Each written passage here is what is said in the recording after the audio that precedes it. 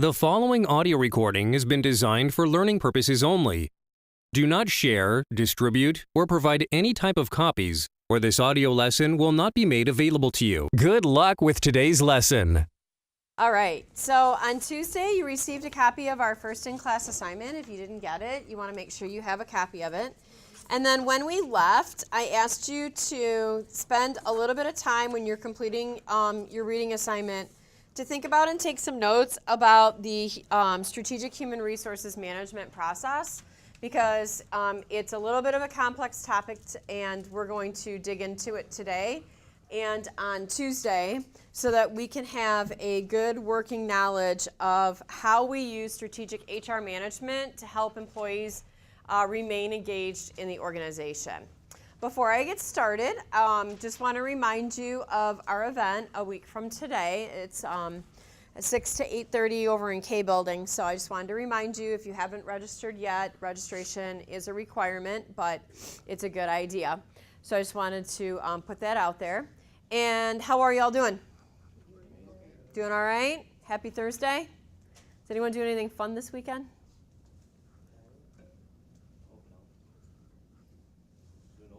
Are you really? Are you a realtor?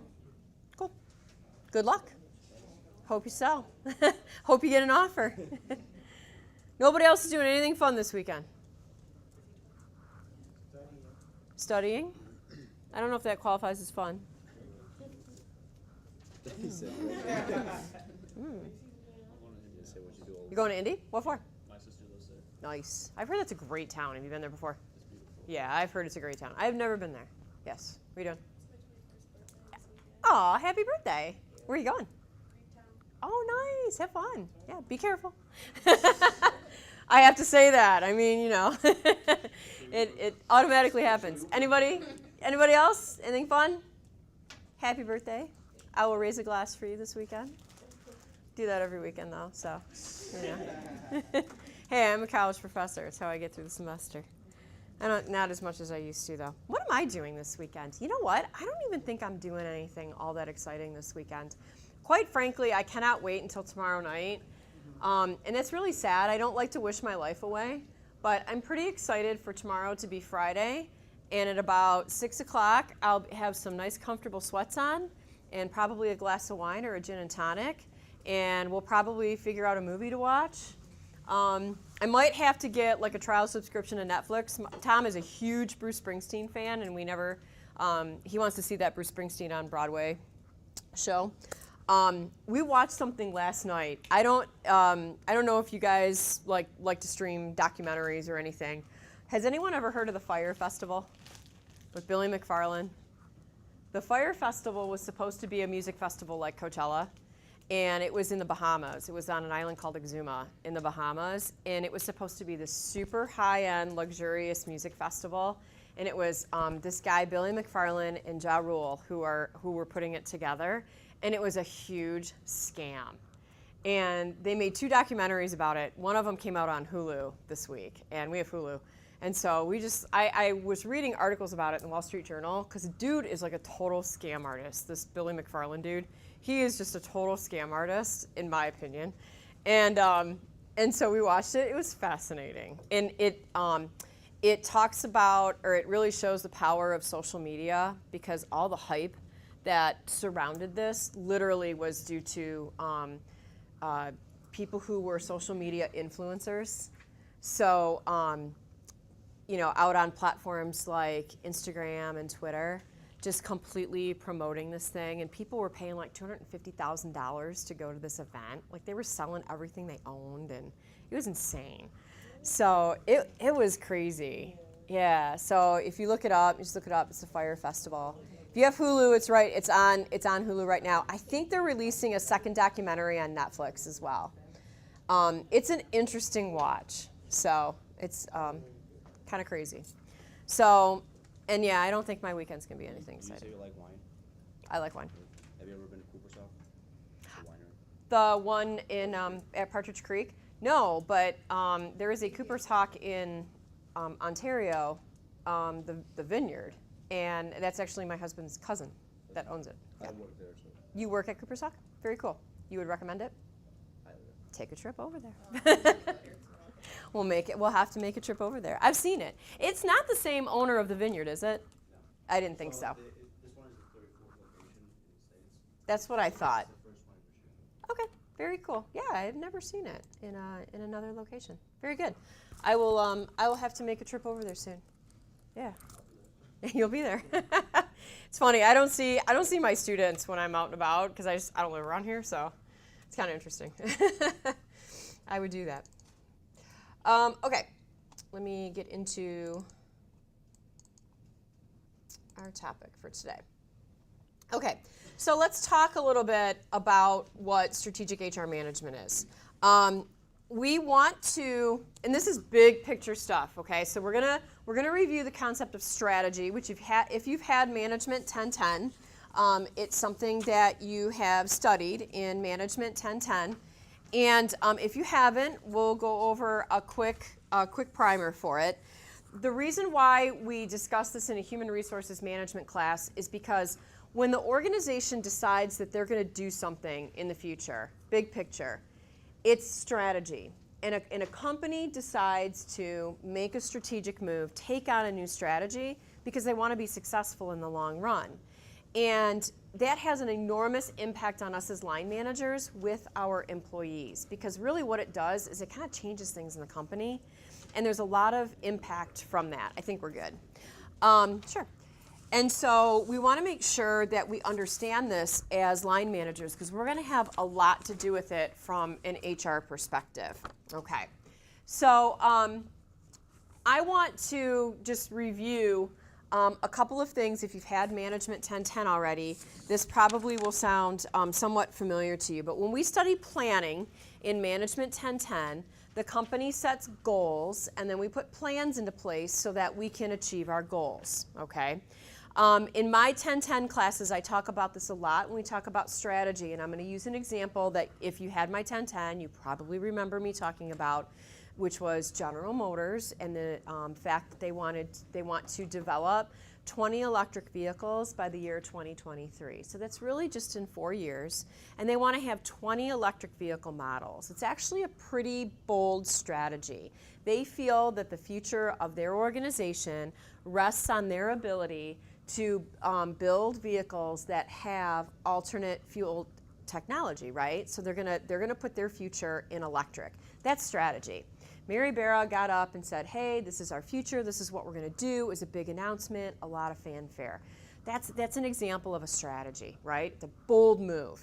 Why is GM doing it? One, because they feel it's the future, and two, they feel if they capitalize on it right now, it's gonna make them successful. GM obviously is aiming for profitability, but in order to do that, they want to be a market leader. They want to be a very popular seller of vehicles all over the world. And in North America, they think this is going to happen with electric, right? So Mary makes her announcement, and everybody goes back to work. And the first question that a lot of people think and ask is, how are we going to do that, right? How are we going to do that? How are we going to do that? It's a pretty big undertaking. And I don't know how familiar you are with General Motors, but they're a pretty large organization, right? Like tens of thousands of employees still, even though they're smaller than they used to be. And so it requires a lot of the practice of management in order to get through that. And that's the goal setting and planning process. So each division of General Motors, probably they got together, that leadership got together and said, okay, if it's 20 across General Motors, how many are we going to contribute? So the leaders at Cadillac sat down and figured out, like, how many vehicles are they going to make electric? And they did the same thing at Chevrolet, and they did the same thing at GMC, and they did the same thing at Buick. Now, in order for GM to make electric vehicles, what do they need? They need batteries that would be made by electrical engineers. So you're a line manager in Cadillac, and you're looking around, and you're like, wait a minute, we need electrical engineers. Well, what if we don't have enough? We've got to hire more. And what if we have electrical engineers today, or people who have the promise of being electrical engineers? What do we need to do for them? We need to invest in them. We need to get them some training.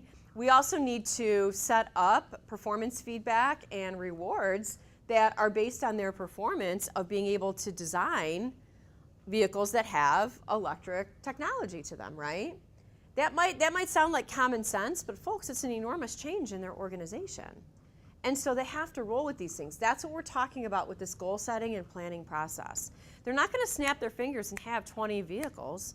This is a very well thought out, deliberate process, isn't it? They're going to launch one, and then they're going to launch another one, and then maybe they'll launch 2 more, and then maybe 3 more, something like that, right? Because they have to be efficient and they have to be effective at the same time they're doing it. So back from 1010, when we talked about strategy and goal setting and planning, it was that huge undertaking. And right now in the automotive field, like that's a really big thing. We're seeing a lot of pressure on automakers to come up with ways to continue to be profitable or to return to profitability.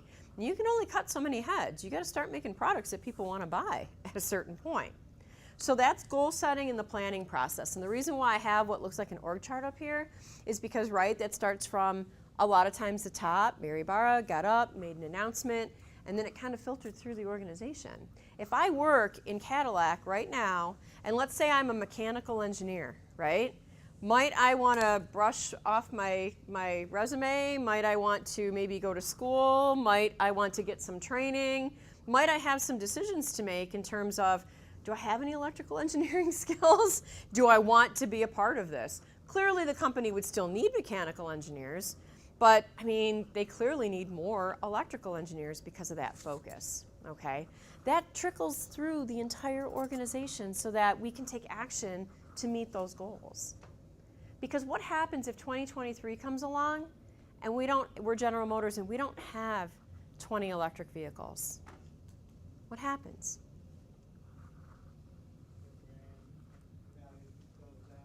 Potentially. What would, I mean, You're just gonna have to steal from the competition. potentially. And there's, I mean, obviously that goes on a lot, no matter what. But it's 2023, and we only have 10. We only have 10 electric vehicles. What happened? We didn't meet our goal, did we? You're gonna produce half of what you predicted. Right. We're only going to produce half of what we predicted. So what does that mean in terms of our success? Not accomplished. Yeah, it's not a mission not accomplished, right? Is that pretty serious at General Motors? People are going to maybe lose a job? Yeah, absolutely. I mean, we don't take that stuff lightly. That's a really, really big deal. Okay. So remember, these are the steps that we go through in our strategic management process. So we're not really talking about HR yet. We're still talking about the overall company. So we've got everything from performing that SWOT analysis, developing strategy actions, making sure that we articulate our new strategy inside and outside the company. And I've got a red box around step 6 and 7. Because back in Management 1010, we would kind of leave it at step 6. We would be concerned in 1010 about steps 1 through 5. Figure out what business we're in, do a SWOT analysis, come up with strategy actions. And you've probably, has everybody done a SWOT analysis? You came up with the 4 boxes. You do it in Business 1010 and Management 1010 and Marketing 1010. And it's all the same SWOT analysis for slightly different reasons. Well, in HR management class, what we're focused on is actually steps 6 and 7. We're focused on the implementation because now we're living the strategy when we're implementing it, and now we're realizing that we need skills, employee behaviors to match what the strategy is going to be. That's what it means for us to be a good manager. We need to make sure that people have the skills and what we call the competency, the know-how, the knowledge, in order to get those plans realized, to get that strategy realized, okay? Because why? Because our performance depends on it. We are an important part of that execution. That's why I've got that red square around step 6 and 7. We are the implementation phase, okay? So that's important for us. So this all sort of like runs usually from senior leadership through the various levels, sort of downwards through the organization, and that's what you see here. So when in Management 1010, you learned about different levels of strategy. You learned about corporate level strategy. That was, we're going to build 20 electric vehicles by 2023, right? What business are we in? It answers that question. We are in the vehicle manufacturing business with alternative forms of energy. We're going to build 20 electric vehicles by 2023. Our competitive strategy, what cars is that actually going to include? Right now, GM only has one electric vehicle in production. I'm pretty sure. If somebody knows more than me about that, confirm that. But I think it's only one, and it's the Bolt. They discontinued the Volt. The Volt is going away. Yep. The Volt is a sedan. It's a car, and apparently Americans don't like to buy cars. They like to buy crossovers and SUVs and trucks. Okay, and so the Volt is a crossover. It's a mini. It's pretty small, I think. So the competitive strategy for GM is to pick the models that they're actually going to build in an electric format. The functional strategy is how they're going to get that done. And this is where HR comes in, right? So you learned back in Management 1010 that these 3 levels of strategy all work in conjunction with one another. So we've got the corporate strategy, big picture, top level, what business are we in? We've got the competitive strategy. How are we going to compete? How are we going to be better? Because are other automakers designing electric vehicles or alternative forms of fuel vehicles? Yes, the answer is yes, right? We've got Tesla, probably a lot of the other, I think Toyota has a pretty major hand in it. And so we've got other automakers that are doing the same thing. Well, GM wants to be successful given all of that competition, so they're going to try to do things to develop a competitive advantage. That's where functional strategy comes in. Each function of the company, including the human resources, has to figure out how we're going to do this better than the competition. From a human resources perspective, people can be our competitive advantage. I know that sounds cliche. It sounds like a tagline, right? People are our competitive advantage. But really, literally what that means is that if we have better skilled employees doing a better job, we will be better than the competition. Why? Because we're going to design better vehicles. Yes?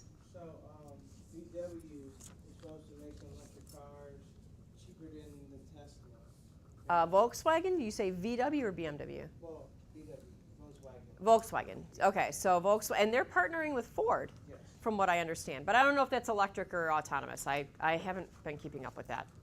It's what? 50-50. Oh, it's both? Oh, okay. Yeah, sorry. I'm like one of 4 people that doesn't really follow auto in Detroit. I mean, I do. I don't know. Whatever. Whatever. So we're focused on functional strategy. So functional strategy is how each department supports the strategy, how we are better than the competition. Okay? HR is a part of that functional strategy. That's where we got to this picture. I threw this picture up at the end of class on Tuesday, and I'm like, hey, guys, gals, if you can spend some time thinking about this, I want you to spend some time thinking about this, okay? Now I'm going to put you to the test. And if you didn't spend any time thinking about it, you have a reprieve. You have a few minutes right now. So whoever you're sitting with, I want you each to take a look at this picture, and I want you to explain it. I want you to explain it. If you were to read it and explain it to somebody, what would you tell them? Let's do it. You can help each other out. Come up with a, at your table, how would you explain this? Do like the planning, recruitment, and selection, and like keep going about the cycle. Okay.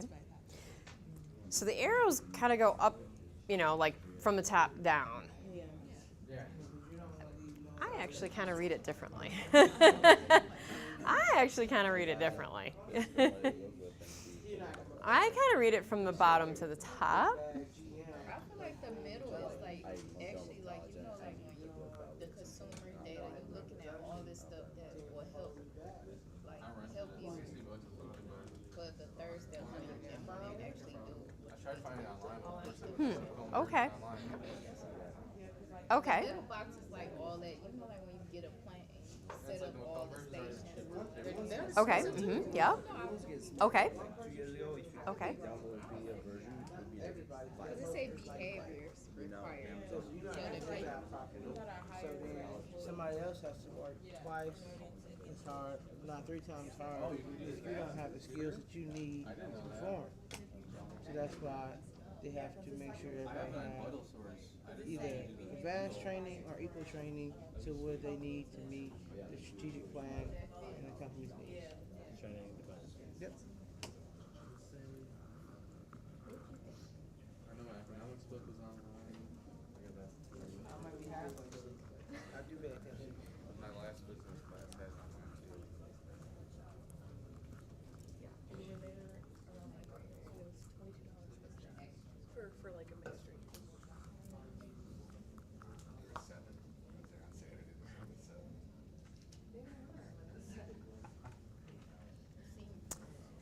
So this is not easy. So if you guys are kind of like, I think, maybe, I don't know, I'm not sure, it's totally normal. Okay, so if you feel like you're still kind of like finding your way through this, it's all right. It's definitely all right. Who read this from the top to the bottom? You kind of started at the top and then you read it down to the bottom. So somebody chime in and tell me how you would explain that to somebody. This is where somebody chimes in. Mission statement first. Okay. Finding people that could complete the mission statement. Okay. And then the last step is actually taking action. Okay, so based on the company's mission statement, the first part, making sure that you find people who can fulfill that, and then the third part was what? I'm sorry. Actually taking action. Taking action. Good. Okay, that's a good start. So reading it from top to bottom, starting with that big picture, and then kind of whittling our way down to our employees. Good. How else? How else can we explain this? Because it's probably not the only explanation. You guys probably did not have identical ones. Somebody else chime in now. I know I'm asking a bunch of analyticals to speak up. Gino. I kind of like looked at it as like being a circle, I guess. Like it would start from like you announce like your strategic goals, and then you want employee competencies and behaviors. So then you use these I don't know, like I don't even know, policies, I guess. You use the HR stuff. Yeah. You can say stuff. I don't care. To get the employee competencies and behaviors required, and then that achieves the strategic goal. Okay. Interesting. Do it again, and I can't take a note. I can't really take a note on the top one. Well, say that again. Say it again. I was saying like you create like your goal. Okay. And then you know that you need these employee competencies and behaviors, so then you implement those HR stuff in the bottom, and then that gives you the competencies and behaviors that you need, and then that achieves your strategic goal.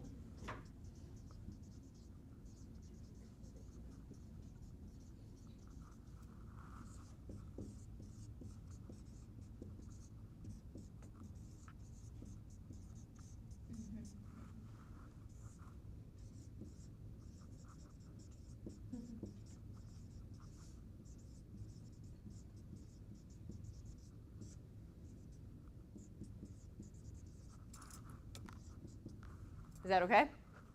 I know it's not the neatest writing in the world, sorry. Oh, well. Okay. So, Gino, you kind of see this as almost like a circle. And it's funny because I was talking to the ladies up front here and reading it top to down because the arrows go down. Like it's very, it's very intuitive.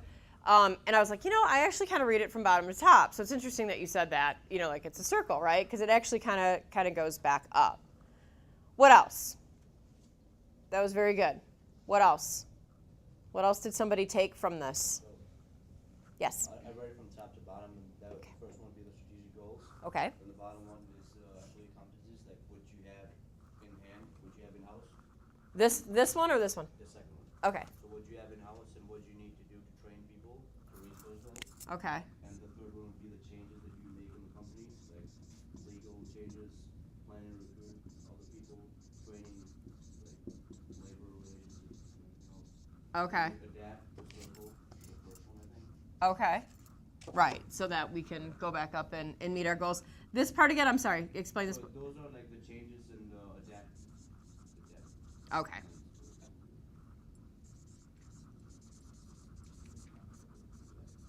Okay, good. These are all like really, really good explanations. Like it. So we said big goal, we've had mission, right?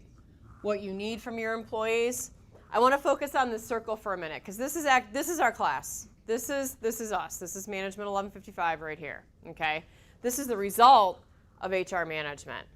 You need your employees to behave in a certain way in order to achieve the goals. And they might not have the knowledge. Competency is just a fancy word for knowledge. I actually don't even like saying the word competency because I don't say it very well. So I always say knowledge instead. And so you need your employees to know certain things. You need them to perform, behave in a certain way in order to meet those goals. Well, that changes always over time because strategies evolve in a company. And so you as a line manager have to recognize how your employees need to behave, what they need to do. And this is the HR stuff. These are the changes that we need to make. We change in the HR function, and remember, we're talking about functional strategy. This right here, this is HR functional strategy. And that becomes important in your in-class assignment. Okay? So that's where I want you to draw some connections here to your in-class assignment. This HR stuff that we need to do changes what employees know and changes how they behave. This HR stuff changes what employees know and how they behave. This HR stuff, the details, it's a lot of things, but we actually kind of break it down into different HR tasks, okay? Sometimes when we need different knowledge and behaviors, we hire it. That's the planning, recruitment, and selection. That's number 2. Sometimes we need to develop skill in-house. That's the training and the development. Sometimes we need to reward people, oftentimes, we need to reward people for behaving in the way that we want them to behave. That's compensation. We also have a lot of rules that we need to follow. That's the labor relations and safety rules. Okay, we do that obviously in that environment. That's what number 1 is. So I'm going to give you an example of a different strategy. A lot of companies come up with this goal. It's a really popular goal. We're going to be number 1 in customer service in our industry. Like every service-heavy company has probably said that at some point in time.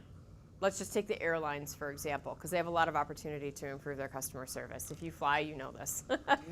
Okay. It's not the best, right? And some companies are better than others? Absolutely. So what company do we want to be? What airline would we like to be? We would like to be Delta, because everybody flies Delta out of Detroit. Okay. So we are Delta, and we would like to be hands down number 1 in customer service. Okay. So you're a line manager at Delta, and your CEO, I don't remember his name, just made this big announcement that says, you know, in the next 3 years, we are going to be hands down number 1 in customer service. Our customers are going to adore us. They are going to be so excited when they fly with us. They'll pee their pants. They'll just, oh my gosh, it'll be crazy, right? They'll just want to fly all the time with us. Okay? Strategy. Which box is that? It's a green one, right? How do you need your people to behave? Yeah, we need them to behave in a way that is delightful customer service, whatever that means, right? So first of all, we got to spend some time defining what delightful customer service is, okay? Because it's a pretty big deal to an airline, but it's a pretty nebulous thing, isn't it? Customer service is like that thing that like everybody aims to do really, really well, but what really is it? Okay. It's not an exact thing, right? You cannot act the same every person. Yeah, it's not an exact thing, right? It's really the relationship that we have with our customers to get them what they need, right? And so it's a little unique in every situation, for sure. So we need people to behave in a way that will help us be hands down number 1 in customer service. So what do we need to do from an HR perspective to get people to behave in a way that will be hands down number 1 in customer service? This is where all of the HR activities come in. So let's take that first HR activity, planning, recruitment, and selection. Name of the game is delightful customer service.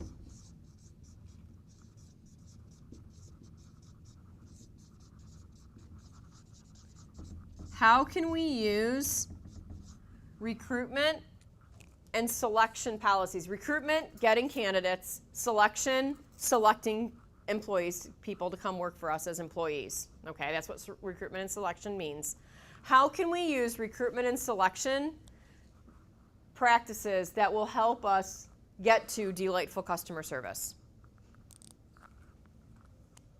Hiring people that their previous job was pretty similar to the ones that we were looking for. Okay, so part of our hiring process would be to recruit towards people who have done some similar jobs. Okay, and what else? Communication skills. Okay, so you said communication skills. How would we do that? What would we do with that? Practice most people just. When it comes to recruitment and selection, so when we're trying to find candidates and bring them aboard, What can we do to make sure that they have delightful customer service skills? Maybe give them a customer service scenario during the interview. So we could structure our interview to give them a scenario that would be very representative of something that somebody in that position would encounter, and we could sort of test them to see how they handle it. And then we know the answer to that question in advance, right? Because we know what we're looking for. So let's say we're looking for certain communication skills.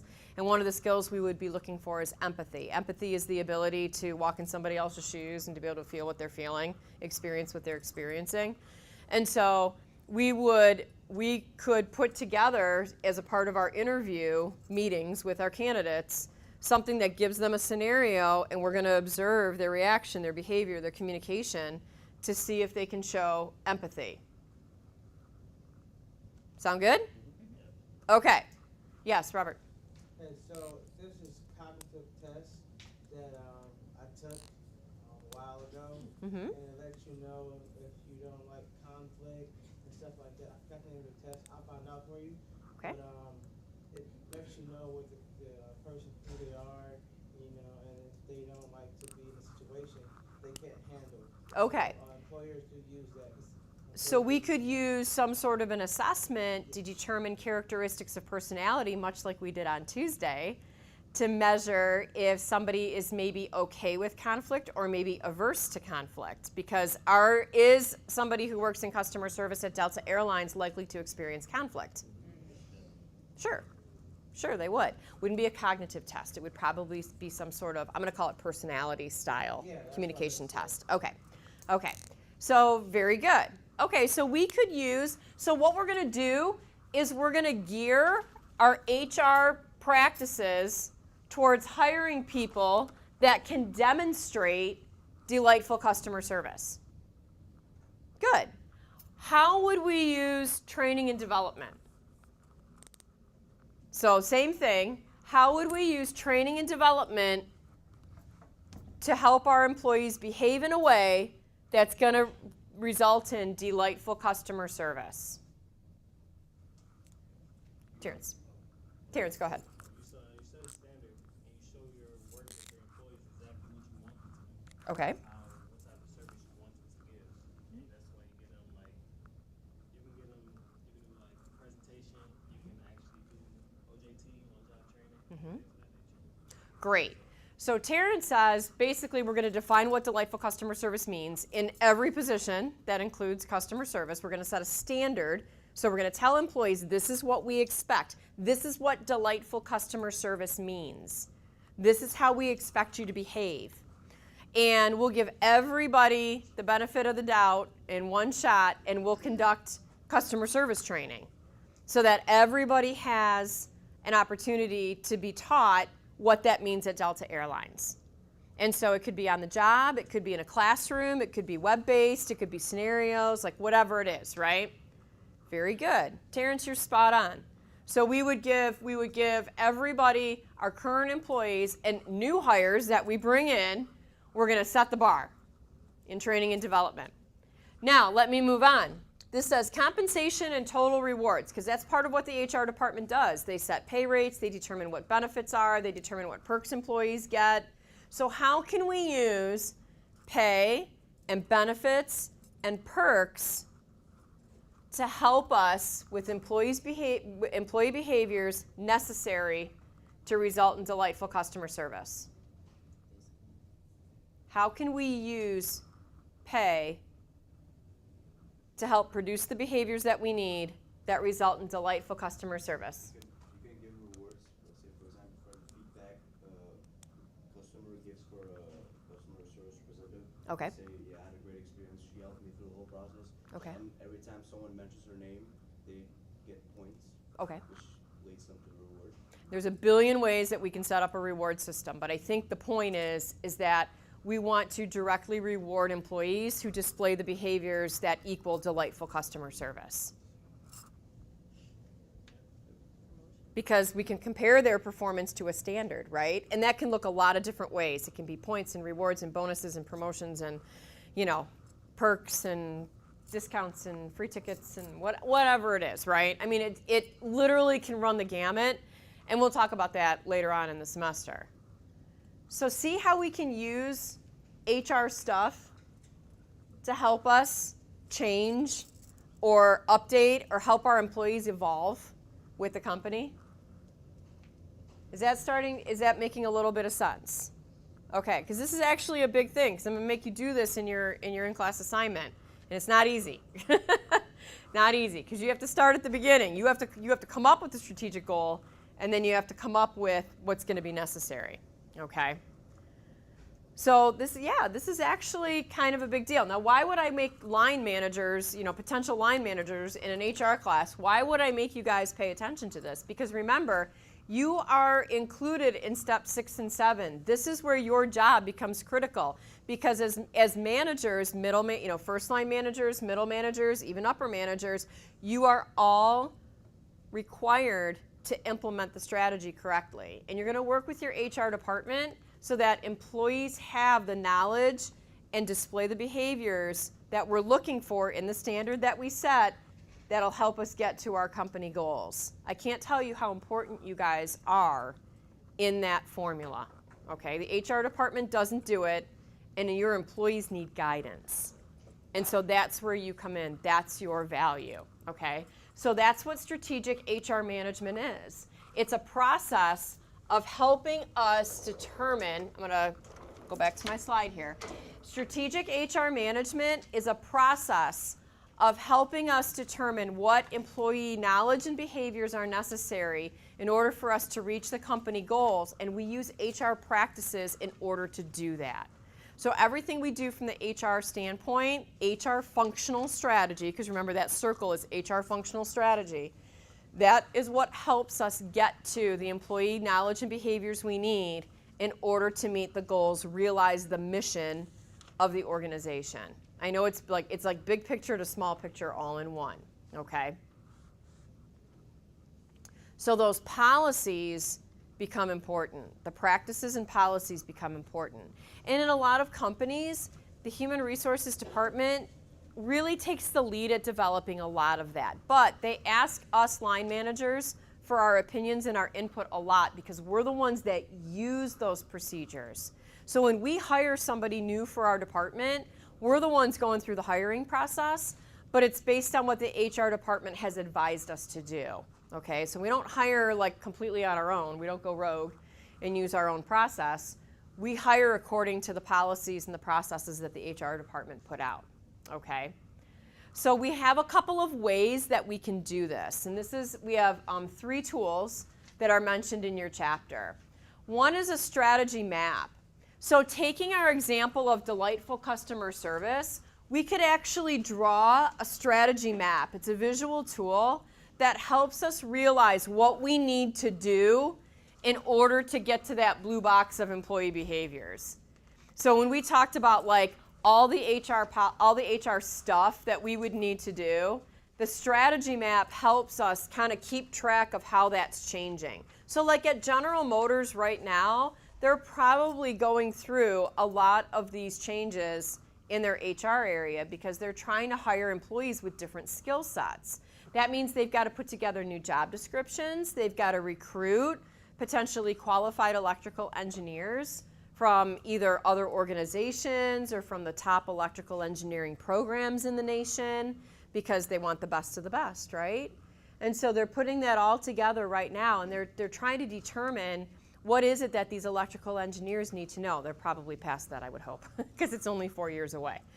And so they went through that to hire the best electrical engineers that they could. And so the strategy map is sort of like a visual, it's like a map, right? It says, okay, in order for us to realize the mission, here's what our employees need to know and do, and here's how the HR practices and policies need to change. Let's draw it out, and as we fix them, let's check it off. Okay, let's make sure we do it.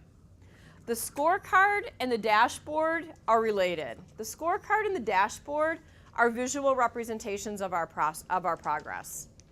So if we use an HR scorecard, what we're trying to do is we're trying to determine what measurements make sense to us. If we measure our acceptance rate for electrical engineer job offers, that would be something we would put into our HR scorecard. And if we're hiring the best electrical engineers in the nation, to come work at our company, then our scorecard's going to reflect that. We have a really good acceptance rate for hiring electrical engineers, okay? You want to know this. If you're the manager that's in charge of hiring all these people, you're personally involved in making sure you get the best of the best. The dashboard is like a lot of dashboards. It gives us a readout. How are we doing? How are we doing? Like Terrence said, we set a standard. Jumping to my customer service example, we set a standard. And we want to monitor that and make sure that we're performing according to our standard. And our dashboard helps give us a readout, just like any dashboard does. It gives us a readout of how we're doing, okay? What are we going to measure? In the HR department, we're going to measure some really specific stuff. Things like, what's our acceptance rate of job offers? That's like a really good statistic for us to know. Because if our acceptance rate is only 50%, that means for every 2 job offers, 1 is accepted. Is that a good acceptance rate? 50%, 1 of every 2? Or would you want it to be higher? I'd want it to be higher. I would not want to play a 50-50 game. If I give somebody a job offer to come work at my company, I'd kind of like it to be a sure thing, wouldn't it? I mean, to me. I mean, it also depends on like how much you put on the table.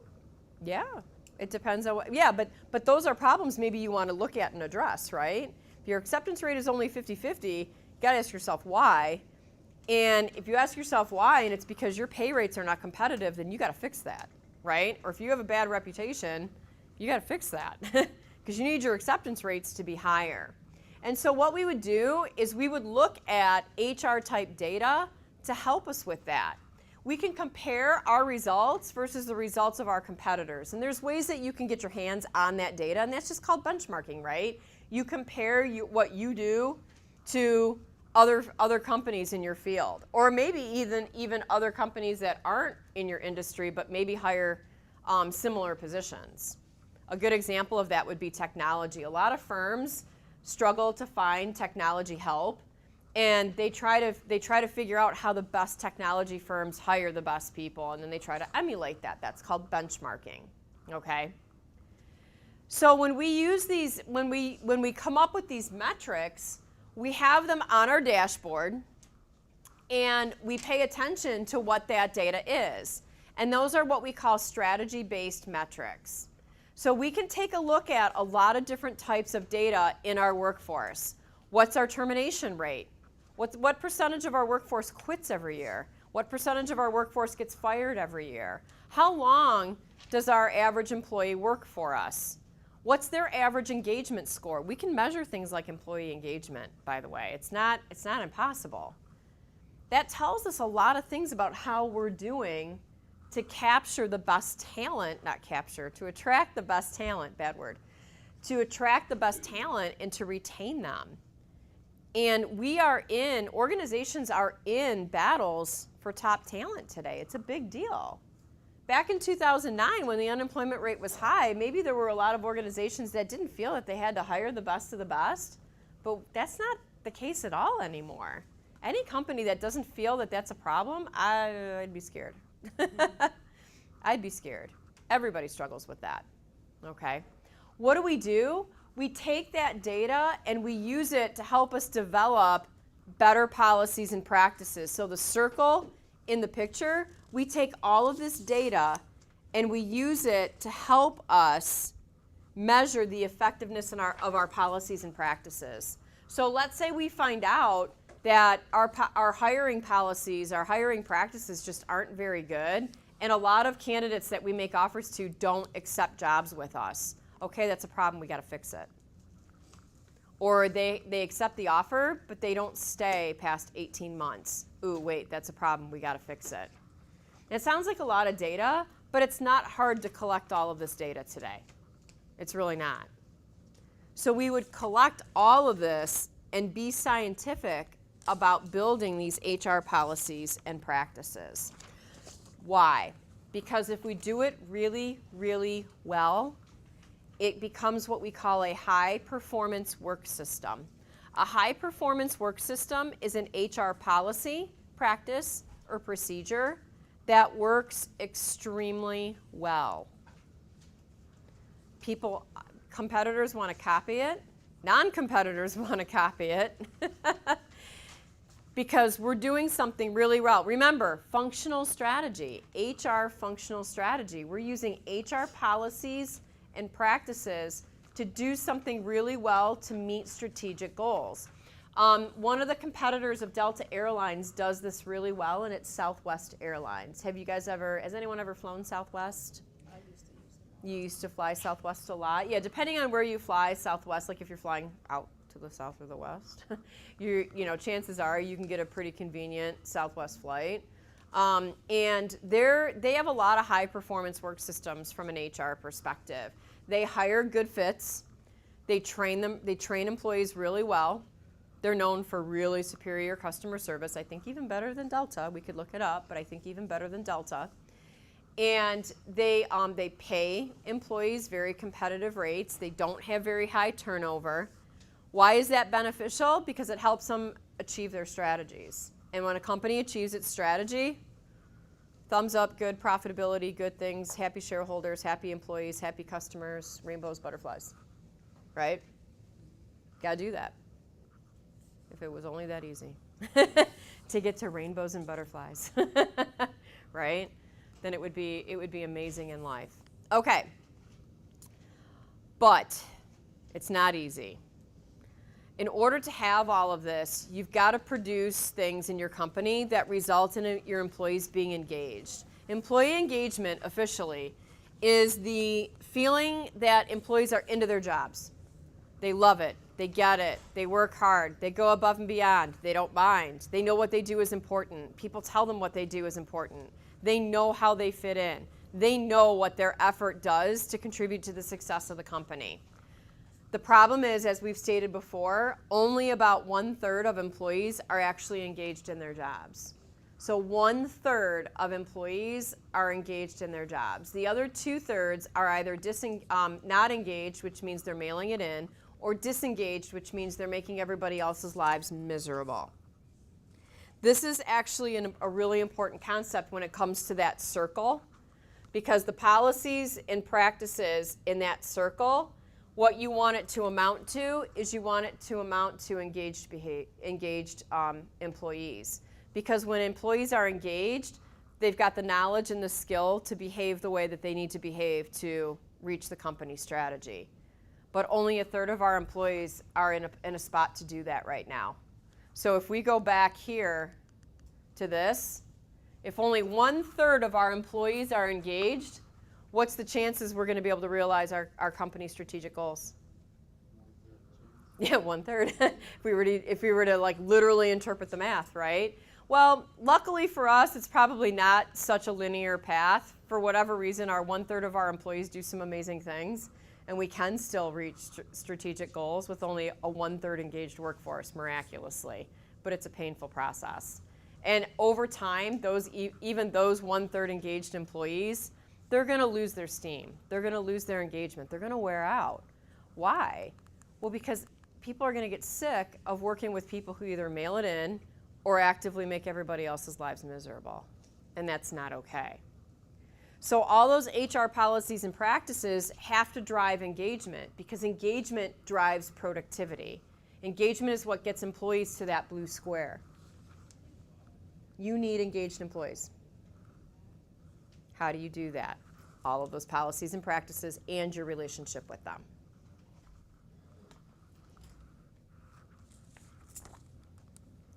So, you become a very pivotal role in your department.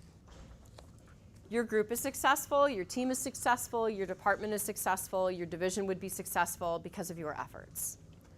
So you become a really key piece in this whole equation. We're going to spend the rest of the semester figuring that out. We're literally going to spend the rest of the semester figuring that out. Okay, talking about all the different pieces that go into that. Okay, so here's what I want you to do. You have a copy of that in-class assignment? You're not going to finish this today. You're absolutely not going to finish this today. So on this in-class assignment, I'm going to have you work on something that gets at HR functional strategy. So remember, this is HR functional strategy right here, that circle.